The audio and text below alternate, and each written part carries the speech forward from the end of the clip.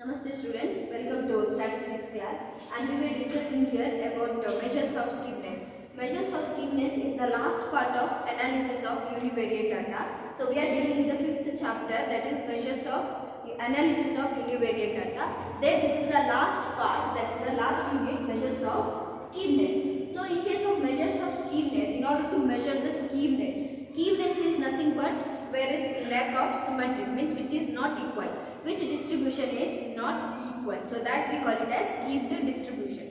So in order to measure the skewness, there are three kinds of measures. So first one, it is Karl Pearson's coefficient of skewness, which we already completed. There comes unimodal and bimodal distribution. We are studying two kinds of formulas, when your distribution is unimodal and also when your distribution is bimodal. Then second one is the Bowley's coefficient of skewness. So in today's class we are discussing about Bowley's coefficient of skewness. So Karl Pearson's coefficient of skewness as well as Bowley's coefficient of skewness, it is very important for 10 mark.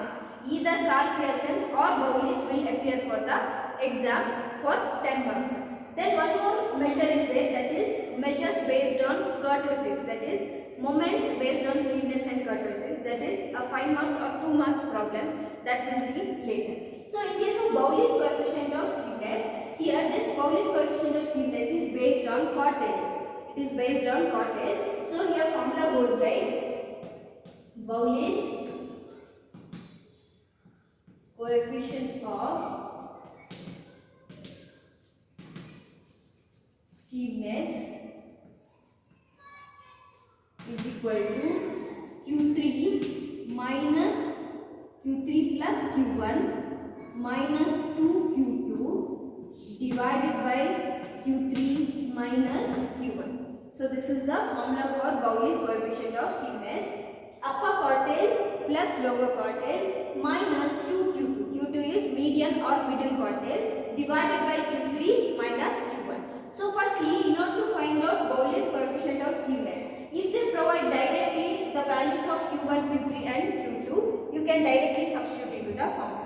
Or else you have to find out their quartiles, upper quartile, lower quartile as well as middle quartiles, depending upon the problem, whether you have the grouped data or ungrouped data. So here, this is the formula for Bowley's coefficient of skewness. And now we will work out the problems based on Bowley's coefficient of skewness. Now here we have one problem in front of us, that is, if you observe the problem, it's of continuous series.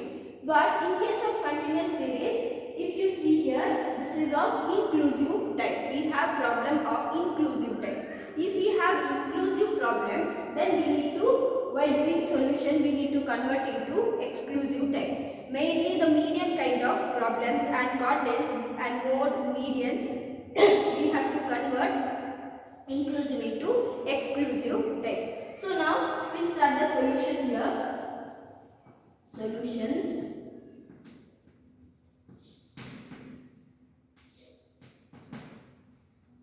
Calculation of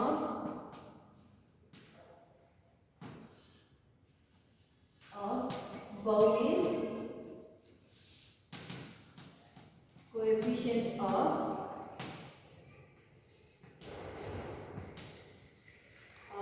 skewness.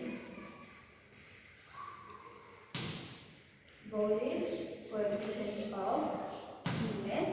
So here, firstly we can write the formula here, Bowley's coefficient of skewness, or else we can write it at the end. First we will take down the class intervals as well as frequency. Now, as I said, these are inclusive class intervals, so we need to convert their exclusive. So how to convert inclusive into exclusive? Deduct 0.5 from the lower limit and add 0.5 to the upper limit. So here, if we deduct 0.5 from 1, it will become 0.52, here add 5.5. Then here, deduct 0.5 from 6, then it will become 5.5 to add 0.5. So 10.5. And here it is 10.5 to 15.5. Then here 15.5 to and 20.5. And here 20.5 to 25.5. 25.5 to 30.5, and last one 30.5 to 35.5. So these are the class intervals. Now the frequencies write as it is: 20, 30, 60, 80, 50, 25 and 50. So what is the formula for Bowley's coefficient of steepness? So here Bowley's coefficient of steepness is equal to Q3 plus Q1 minus 2Q2 divided by Q3 minus Q1. So when you see the formula, here we need to get the values of Q1, Q2 as well as Q3.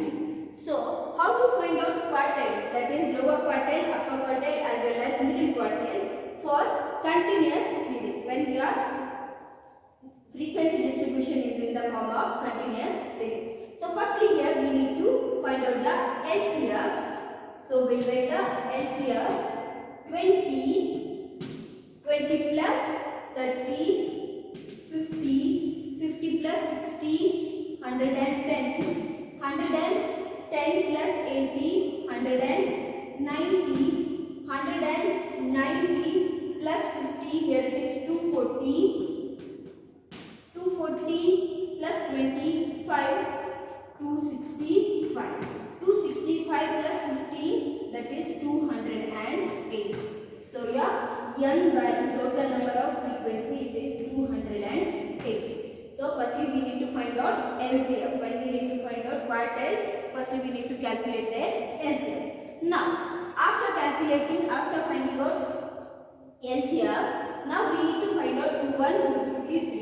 For that firstly we need to define the Q1 class, Q2 class and Q3 class. When we have continuous frequency distribution, firstly we need to define the classes. So now we'll write here Q1 class is equal to IN divided by 4. I is nothing but here is 1. I'll write directly 1N divided by 4. So here we get IN, that is N is 280. So 280 by 4. So here we get 280 by 4. We get here 70. Now we got Q1 class as 70. Now see the LCF where that 70 will fall or where it will come under. It will come under 110. It will not come under 50. It is above 50. So it will come here. So this is your Q1 class. So we got their Q1 class here. This is our Q1 class. Now nextly we'll write their Q2 class here. Q2 class is equal to 2N by 4. So 2 into 280 by 4. So 2 into 280 by 4. So here we get, when we divide it, 140. Now check the LCF where that 140 will fall. When we check here LCF, 140 will fall under 190. So this is our Q2 class. We got our Q2 class here. Now nextly find out Q3 class. Q3 class. So there 3N divided by 4. So 3 into 280 by 4.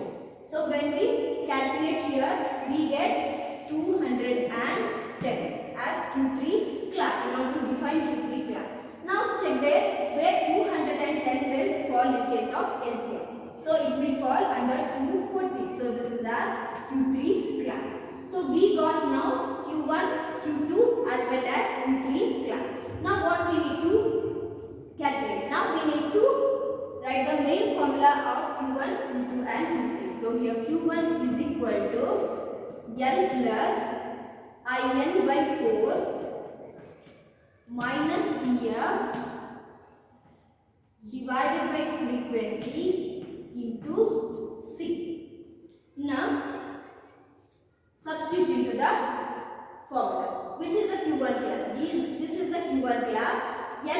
lower limit of the class is 10.5.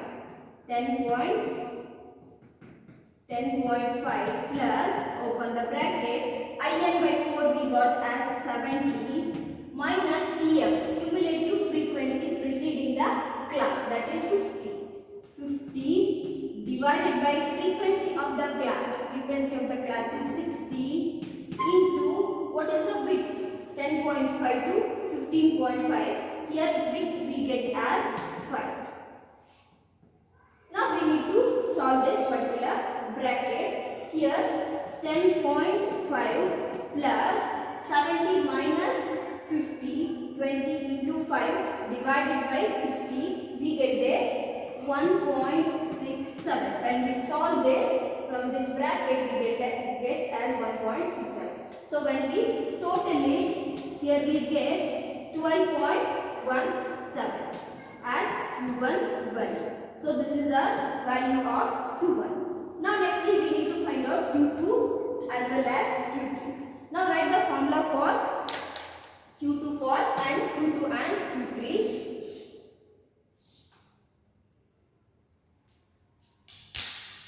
Q2 is equal to L plus, same thing, but here 2n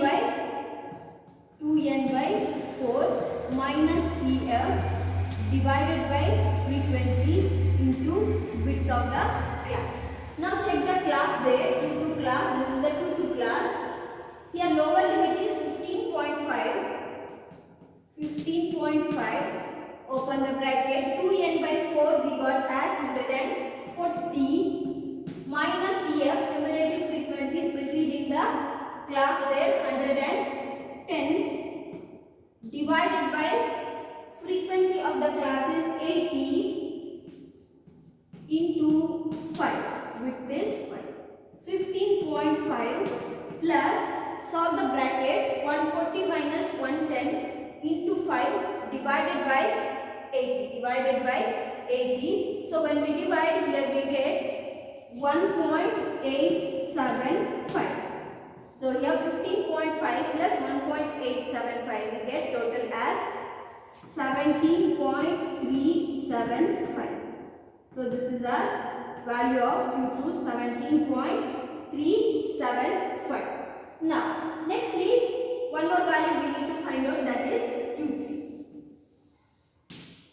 Here Q3 is equal to, write the formula, L plus, open the bracket, 3n by 4 minus CF divided by frequency into C. Now see your Q3 class. When you see your Q3 class, lower limit is 20.5 plus 3n by 4 is 210 minus CF. See the class there preceding the Q3 class, that is 190 divided by frequency of the class, that is 50 into width is 5. Now see the calculation here, 20.5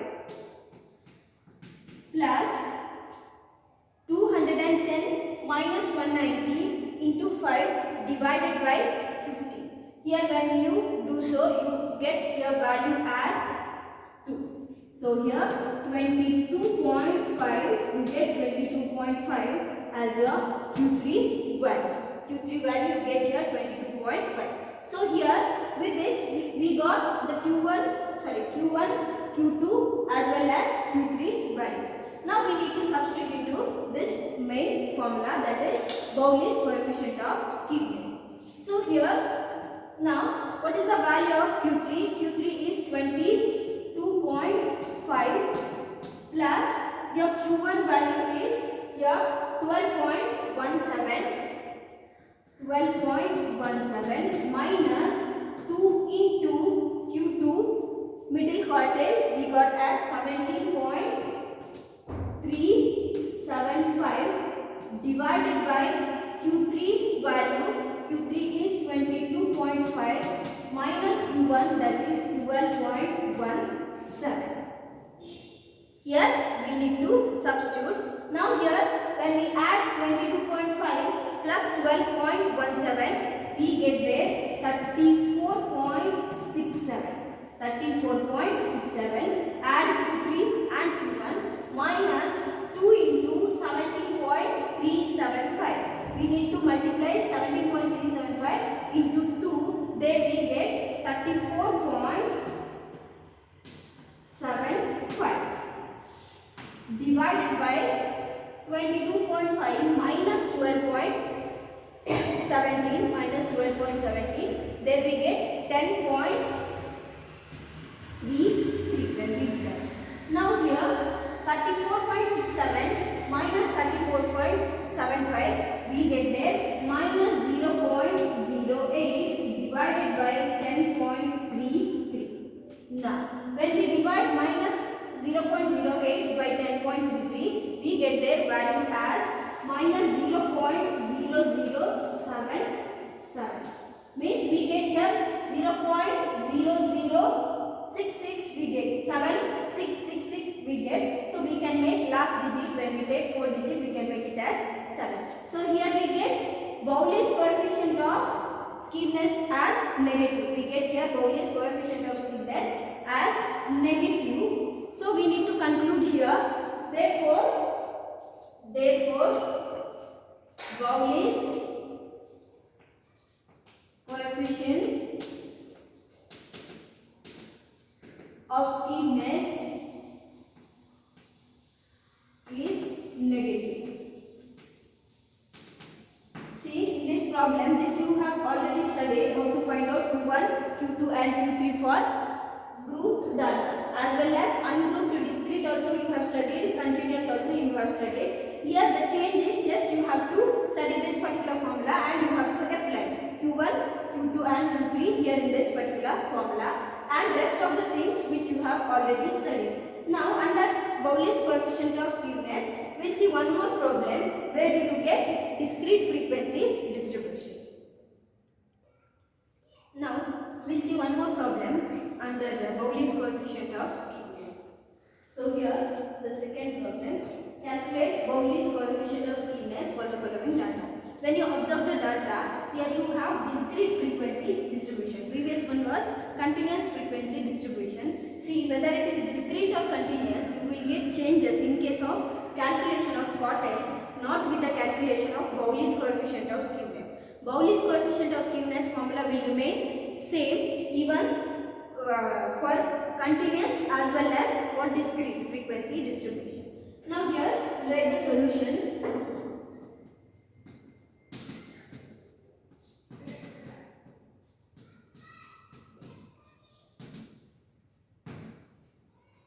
Calculation of Bowley's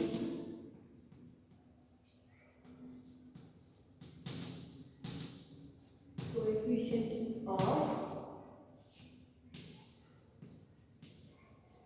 skewness.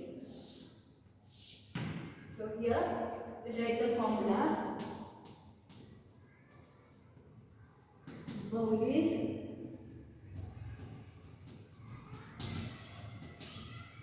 coefficient of skewness Q3 plus Q1 minus 2Q2 divided by Q3 minus Q1. Now when it is discrete frequency distribution, first we will take the problems as it is, that is 0, 1, 2, 3, 4 and 5. Then 6, 15, 25, 8, 4 and 1. We need to find out total number of frequency. Here we get total number of frequencies as 59.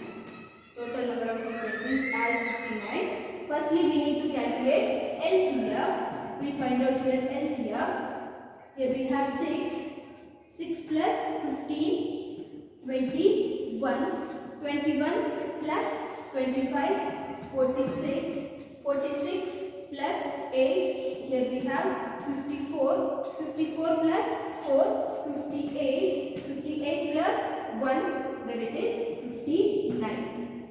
Now we need to find out Q1, Q2 and Q3. See, in case of discrete frequency distribution, it's not necessary to define the classes which is the Q1, Q2 and Q3 classes, because we don't have any other. We no need to. Here it is not necessary to define the classes, because we are not applying. We are not taking one more formula to find out Q1, Q2 and Q3. So here firstly Q1 is equal to, for here we write for discrete data. Discrete data, Q1 is equal to n plus 1 divided by 4 observation. N plus 1 divided by 4 observation. So here n is 59. 59 plus 1 divided by 4 observation. So here 60 by 4. 60 by 4 they will get as 50. 60 by 4, that is 15th observation. I have written observation as OB. Now 15th observation means we need to see this 15 in the LCM. When we see here, this 15 will fall here under 21. So here corresponding x value, that is 1, that is our Q1. So here Q1 is equal to 1. Here Q1 is equal to 1. When we see when we do this particular calculation, we get there 15. 15th observation means we need to check where that 15 will fall in case of LCM. So corresponding x value is our Q1. This is in case of discrete data. Now find out Q2. Here also n plus 1, but here 2 into n plus 1 divided by 4 observation. Here also Q1 means 1 into n plus 1, but we are not taking 1, it's one and the same. Now here 2 into n value is 59. 59 plus 1 divided by 4th observation. 59 plus 1 divided by 4th observation, whole bracket. Here 60 into 2, 120 divided by 4. When we divide, here we get 30th observation. So here 30th observation. Check there 30th where it will fall in case of LCM.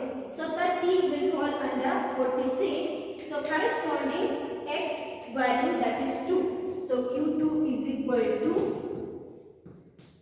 2. See, we are not considering what value we get in case of, after substituting into this formula, what value we get. That is not Q1 or Q2. That value we need to check in case of LCM, and where that value will fall, that class x value. That class x value is our Q1 and Q2, Q2. Now next one, sub Q3 is equal to Q3 is equal to 3 into n plus 1 divided by 4th observation. So here 3 into n is 59 plus 1 divided by 4th observation. 59, that is 60 into 3 divided by 4. 60 into 3 we get there 180. 180 by 4 when we divide, we get there 45th observation. So check that 45 in case of LCM. So it will come under 46. So corresponding x value, that is 2. So Q3 value is 2. So we got here Q1, Q2 and Q3. We got Q1 as 1 and Q2 as 2 and Q3 as 3. See, once again I am repeating, what value you get from this particular formula, that is not Q1 or Q3. You have to check that value in case of LCM where it will fall. So corresponding x value is our Q2, Q1 and Q3. Now substitute into the main formula, that is Rowley's coefficient of steepness. Then Q3 we got as 2 plus Q1 we got as 1 1 minus 2 into Q2. Q2 also we got as 2 here, divided by Q3 value is 2 minus Q1 value is 1. So here 2 plus 1, here it is 3 minus 4 divided by, here we get 1. So here we get minus 1 by 1. Minus 1 by 1. So here we get skewness as minus 1. Bowley's coefficient of skewness as minus 1. Therefore, Bowley's coefficient